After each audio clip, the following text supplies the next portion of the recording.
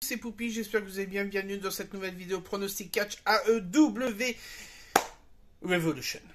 Revolution qui a lieu ce soir à Orlando, en Floride. Donc pay-per-view de AEW qui est quand même teasé depuis vraiment plusieurs semaines. Nous sommes au début mars, donc c'est le premier pay-per-view de 2022, si je me trompe pas. Ouais, c'est ça. Beaucoup de matchs sont prévus ce soir. Je ne comprends pas comment il peut y avoir autant de matchs pour un show qui pourrait durer 3h, 3h30. Rien pour vous dire, dans le buy-in, dans le pré-show, il y a 3 matchs. Dans le show principal, il y en a 9. Et je crois que quasiment... Ouais, toutes les ceintures sont mises en jeu, oui. On va commencer par le buy-in. Alors, un match que moi j'attends depuis vraiment, je veux dire, un bon mois. Hook. Le fameux Hook, la star montante AEW, fils de Taz, va affronter le QT Marshall, qui sera accompagné de Nick Comoroto et Aaron Solo de la Factory. Désolé, mais là, c'est victoire de Hook direct. Il n'y a pas besoin de pronostiquer. Il est invaincu actuellement chez AEW. Et vu comment il est vendu, il va le battre, le QT Marshall. C'est un ancien élève, en plus de la Nightmare Family. Nightmare Factory, comme on pourrait l'appeler. Et donc, lorsqu'il y avait eu la petite querelle entre Cody et Taz, il a quitté la Nightmare Factory pour se faire entraîner par son père Taz.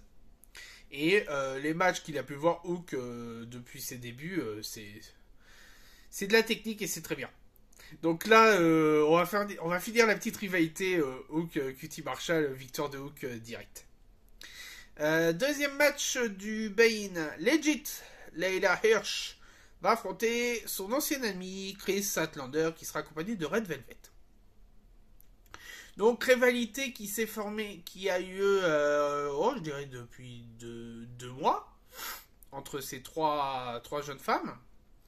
Où ça voulait pas faire des tags entre elles, entre Layla et Chris, entre Layla et Red Velvet, tout ça. C'était un peu à un moment aussi où Chris avait plus de notoriété sur la scène féminine par rapport à ses collègues du fait du groupe Best Friends. Néanmoins, je vais dire victoire de Layla Hirsch. Elle est en train de faire son petit bout de chemin et je pense que dans les prochains mois, on pourra la voir soit pour un titre TBS, soit le titre féminin d'AEW. Donc victoire de Layla Hirsch. Troisième match qui a été mis en place vraiment cette semaine. La House of Black, Malachi Black, Brody King et Buddy Matthews vont affronter Pac, Penta Obscuro, donc Penta et Zero Miedo, pardon, et Eric Redbeard. Et oui, Eric Redbeard qui a fait ses débuts à AEW cette semaine, en étant le nouveau partenaire de Pac et de Penta. Donc voilà. Je pense victoire de Pac, Penta et Eric, parce que Eric fait ses débuts, donc c'est tout à fait normal que il soit victorieux lors de cette nouvelle équipe. Mais cette rivalité ne fait que commencer. Je suis impatient de voir aussi le retour de Rey Fenix pour ça. Mais le fait de voir Penta Osculo, c'est magnifique. Donc victoire, on va dire, du triangle de la mort. On peut le voir comme ça. Attaquons la carte principale. Je vais prendre dans l'ordre que j'ai les matchs devant moi. On va prendre tout de suite match féminin pour le titre TBS de AEW. Jade Cargill va défendre son titre contre Tay Conti. Jade Cargill est toujours invaincu. Tay Conti, comment dire, elle est en train de refaire sa montée au fur et à mesure. Mais pour moi, ce n'aurait pas dû être la personne qui devait affronter Jade pour le titre maintenant. Il y a d'autres potentielles femmes qui auraient pu. Mais c'est vrai qu'ils ont choisi Tay Conti par rapport, je pense, au palmarès en fait. Mais je vais dire quand même victoire de Jade Cargill. Hein, la série d'invincibilité ne va pas se terminer tout de suite pour moi. Six-Man Tornado Tag Team Match. Le premier Six-Man Tornado Tag Team Match qui aura lieu à Revolution. AHFO, donc Andrade El Idolo, Matt Hardy et Isaiah Cassidy, vont affronter l'équipe de Darby Allin, le TNT champion Sammy Guevara et l'icône Sting. Alors, cette rivalité est liée surtout au titre de Sammy, mais il y a quand même un antécédent entre Darby et HFO. Alors, ce qu'il faut noter par rapport à cette rivalité-là, c'est que, comment dire, il y a aussi une rivalité au sein même du HFO. Matt commence à délaisser un peu ses recrues. Que ce soit côté Private Party, Hybrid 2, Jora Joel. Donc moi je sens quand même une césure qui est en train de se faire entre Andrade et Matt. Donc pour moi ça restera une victoire de Darby Allin, Sammy Guevara et Sting. Ils vont prendre le dessus même si la HFO intervient dans le match.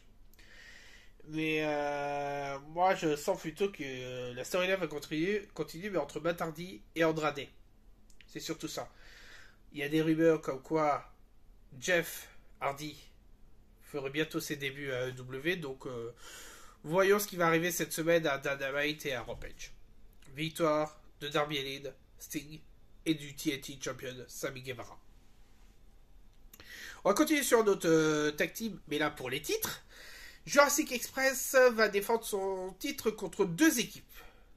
The Young Bucks, donc les frères Jackson, Nick et Matt, et Red Dragon, Kyle O'Reilly et Bobby Fish. Donc, pour ce match-là, ça va être très difficile pour moi de choisir. Pour moi, le cœur, je choisirais Jurassic Express. Néanmoins, je ne serais pas étonné que Red Dragon devienne champion. Car, pour moi, je vois dans les prochains mois, avec le retour de Kenny qui pourrait se faire, Bullet Club Civil Wars. Voilà. Avec l'arrivée de Red Dragon, avec l'arrivée de Jay White, le rachat de Ring of Honor par Tony Khan, donc il y aura un rassemblement entre Ring of Honor et AEW. Moi, je vois bientôt un Civil War en sein même de Bullet Club. J'ai regardé les résultats de ce qui s'est passé à Impact Wrestling la nuit dernière. Les Good Brothers ont perdu leur titre d'Impact contre Violent by Design. Donc voilà, ça commence un peu à se couper. Bon, Jay White a gagné son match, voilà. Donc je vais dire victoire de Jurassic Express, mais je mets quand même une pastille sur Red Dragon. Match suivant. Qui pourrait amener un match pour les titres plus tard? Jon Moxley affronte Bryan Danielson. Donc ça, pour moi, c'est un match typique WWE. Dean Ambrose contre Daniel Bryan, qui se sont déjà affrontés au fur et à plusieurs fois ces dernières années. Mais là, on va vraiment avoir les vrais catcheurs. Les vrais lutteurs. Jon Moxley a prévu qu'il y aurait du sang. Il a dit qu'il y aurait du sang. Il a dit s'il n'y aura pas de sang, il n'y aura pas d'équipe qui va se former entre les deux. Voilà. Brian Danielson, veut que les deux soient en équipe. Jon Moxley lui a dit que je forme des équipes avec ceux avec qui j'ai combattu et qui ont saigné, quoi. Ça a été le cas avec Eddie Kingston, hein. Donc pour moi, ça sera une victoire de Jon Moxley. Voilà. Et en plus, il a fait son retour il y a quelques semaines, donc c'est un peu le but pour le. Je vais pas dire pour le féliciter pour sa cure, mais vous m'avez compris, voilà. Je vais pas chercher mes mots 36 fois, mais victoire de Jon Moxley. Et parlant d'Eddie Kingston, lui aussi a un match contre Chris Jericho. Donc là, c'est une storyline qui est liée directement au siècle restreint, où il y a une petite rivalité avec Pride. Non, comment elle s'appelle? l'équipe de Santana et Ortiz. Powerful et je sais plus quoi. Bah, ouais, voilà, c'est l'équipe des deux portoricains. Et je sais même plus s'ils sont portoricains. Bref, voilà. Donc ils sont en équipe aussi avec Eddie Kingston qui est un bon ami à eux. Et Chris Jericho, il voyait pas ça du bon oeil. Et il s'est il trouve que Eddie Kingston est le responsable de la césure du cercle restreint, alors que Santana et Ortiz, même Sammy Guevara, pense que c'est Chris Jericho. Hein. Voilà. Donc rivalité entre les deux, voilà, c'est fait. Pour moi, ça sera une victoire de Chris Jericho. Pour moi, c'est une Chris Jericho. Même si Eddie Kingston est capable aussi de gagner, mais pour moi, Chris Jericho, parce que j'ai envie de dire, en fait, s'il perd, c'est la fin de sa carrière, quand il arrive très à la fin, là. Donc, voilà. Victoire de Chris. Prochain match, on va parler de quoi? Ouais, ladder match. The Face of the Revolution ladder match. Donc, le but est un match par échelle à 6 pour être le prochain prétendant de Sammy Guevara. Les participants, il y a du lourd cette année. Orange Cassidy, Powerful Hobbs, Powerhouse Hobbs, son partenaire Ricky Starks, ouais, Wardlow, Christian Cage et Keith Lee. Moi je suis déçu déjà, c'est que moi je voulais comme l'année dernière 5 participants et le 6ème on le sait le jour même. Néanmoins, ça va se jouer surtout entre 3 gars. Pour moi c'est entre Hobbs, Wardlow et Keith Lee. C'est les trois mastodontes. Voilà. Même si je pense que Orange Cassidy ou Christian Cage ont toutes leurs chances. Mais c'est vrai que plus il y a de participants, plus c'est difficile de donner un pronostic. Ricky Starks et Hobbs vont surtout jouer en équipe. Donc ça va être du genre pour Ricky Starks de faire en sorte que Hobbs se débarrasse de Wardlow et Keith Lee aussi. Ça va être le combat des mastodontes. Hein, voilà. Bon, faut quand même donner un gagnant. Pour moi, mon pronostic va être Keith Lee. Keith Lee, ouais. Il est toujours dans le rooster, mais il est prêt à faire ses marques. Il est sans limite. Victoire de Keith Lee. On va retourner un peu côté féminin pour le titre W. Dr. Britt Baker, DMD, défend son titre contre Thunder Rosa. Donc, Britt va être avec Rebel et Jimmy Hater, et Thunder Rosa sera accompagné de Mercedes Martinez. Victoire de Thunder Rosa. Je vais être clair, c'est victoire de Thunder Rosa. La dernière fois que les deux se sont affrontés, c'était un match light out, et c'est Baker qui a gagné, je crois. Je crois que c'était Baker qui avait gagné, ou elle avait la gueule en sang, tout ça. Ah, je sais plus, merde. Ah là là. Mais pour moi, c'est victoire de Thunder Rosa, et après, Mercedes Martinez qui va vouloir un match pour le titre. Ça va jouer comme ça. Ouais, donc voilà. Mais même Britt Baker, elle a toutes ses chances aussi de rester championne. Le souci, c'est qu'à un moment, elle aura affronté tout le monde. Toutes les grands noms, elle les aura affrontés. Après, si elle affronte Layla Hirsch, pourquoi pas. Mais actuellement, je crois qu'elle a quasiment fait le tour des grands noms qu'on connaît chez AEW. Hein. Peut-être qu'il y en a une nouvelle qui va arriver bientôt, hein, qui sait. Donc voilà, pour moi, c'est victoire de Thunder Rosa. Faut renouveler un peu. Avant-dernier match. Doug Collar match. La dernière fois que nous avons vu un Doug Collar match était entre Cody Rhodes et notre cher leader du Dark Order, Monsieur Brody. Personnel. CM Punk va affronter Maxwell Jacob Freeman dans un Dog Collar match. Rivalité qui dure, et là, faut mettre un point d'arrêt. CM Punk, c'est l'expérimenté, c'est le vétéran. C'est lui qui a choisi le Dog Collar match. MJF, c'est la poule mouillée, c'est la cocotte. Voilà, cocotte. Mais MJF, c'est surtout un outsider parce que il a vaincu les grands noms. Il a vaincu Chris Jericho. Il a vaincu Cody. Il a vaincu d'autres noms assez célèbres chez AEW. Ça va être un match très dur. Il y aura du sang, ça c'est sûr. Mais néanmoins, je m'attends quand même à ce qu'il y ait une intervention du Pinnacle pour faire gagner MJF. Il aura sa bague. Il y aura un coup de la Diamond Ring. Pour moi, je vois victoire de CM Punk. Ouais. Faut mettre un coup d'arrêt. CM Punk, il faut qu'il aille faire une autre, faut qu'il aille sur une autre rivalité. Même si actuellement, je trouve qu'il fait pas mal de matchs ces derniers temps par rapport aux vétérans qui sont chez All Elite Wrestling. CM Punk, c'est le plus actif. Peut-être que c'est dans ses clauses de contrat, mais pour moi, c'est celui qui est le plus actif. Et en fait, je voudrais que CM Punk gagne, mais je vois très bien MJF gagner, en fait.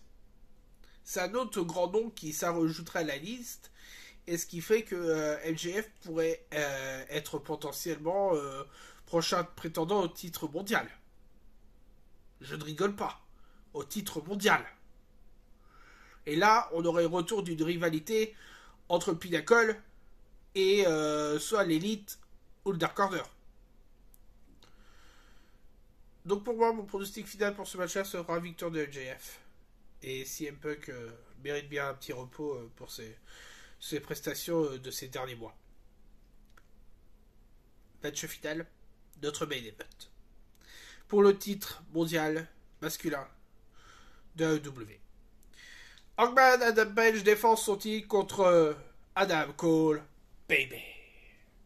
Comme ça. C'est un match qu'on attend depuis un bout de temps quand même. C'est un match très technique. Une grande rivalité entre les deux. Victoire d'Adam Page. Ouais. Parce que Adam Page, c'est Adam Page, hein.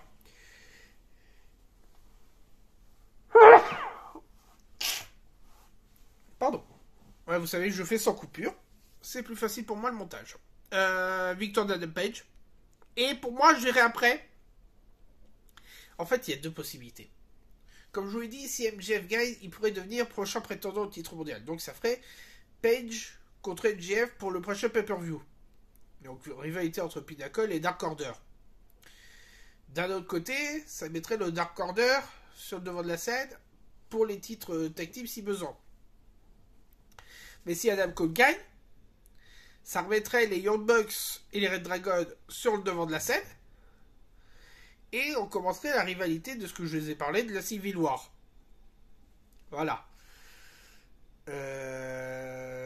Néanmoins, aussi, ce qu'il faut se dire, c'est que si Adam Cole est champion et que Britt Baker est championne, bah, ça fait notre power couple.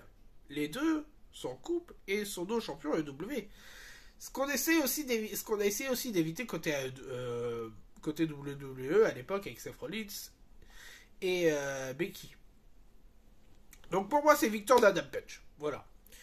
Même si je sais que ça va être un très beau match, je n'essaierai pas en dire trop parce que même Adam Page, je trouve que comment dire, il peut être innovant.